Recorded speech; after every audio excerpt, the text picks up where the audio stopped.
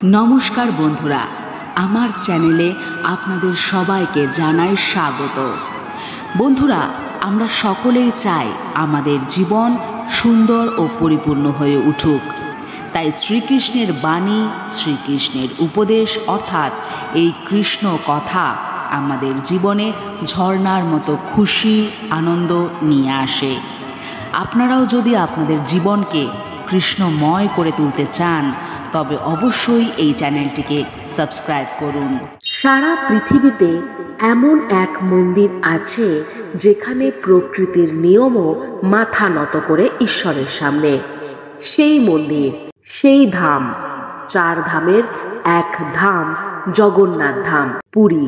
আপনি কি জানেন পুরীর জগন্নাথ মন্দিরের ধ্বজা সব সময় হাওয়ার বিপরীতে ওড়ে? হ্যাঁ, ঠিকই শুনেছেন। বাতাস যেদিকে বইছে ধ্বজা উড়ছে একেবারে উল্টো দিকে। এমনটা কেন হয়? এই প্রশ্ন বিজ্ঞানকেও করেছে স্তব্ধ। প্রতিদিন সূর্যাস্তের আগেই এই ধ্বজা পরিবর্তন করা হয়, আর এই কাজটা করেন এক বিশেষ সেবক, যিনি 214 ফুট উঁচু গম্বুজে খালি হাতে কোনো একটি সেফটি রোপ ছাড়া উঠে যান। শতাব্দীর পর শতাব্দী ধরে আজও একবারও কোনো দুর্ঘটনা ঘটেনি। যেন জগন্নাথ দেব নিজে রক্ষা করেন তাঁর ভক্তকে। বিজ্ঞান বলে হাওয়ার দিকেই ধ্বজা ওড়ে, কিন্তু না, পুরীতে সেই নিয়ম উল্টো।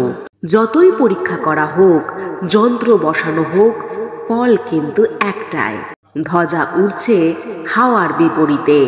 বিজ্ঞানীরা বলেন এটা কোনো অজানা চৌম্বক ক্ষেত্র বা বায়ু প্রবাহের মায়াজাল, কিন্তু ভক্তরা বলেন এটা জগন্নাথ দেবের অলৌকিক শক্তি।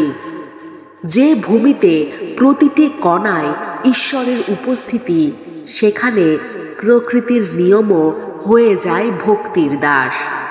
জগন্নাথ ধামের এই অলৌকিক ধ্বজা যেন প্রতিদিন স্মরণ করিয়ে দেয়, যেখানে ঈশ্বর আছেন সেখানে অসম্ভব বলে কিছুই নেই। পুরীর ধ্বজা হাওয়ার বিপরীতে ওড়ে, কারণ সেটাই তো জগন্নাথ দেবের বার্তা। যখন বিশ্বাস থাকবে দৃঢ়, তখন দিকও বদলে যায়, বাতাসও চলে তোমার পথে। অর্থাৎ যেখানে যুক্তি থামে সেখানে শুরু হয় ভক্তি। রাধে রাধে।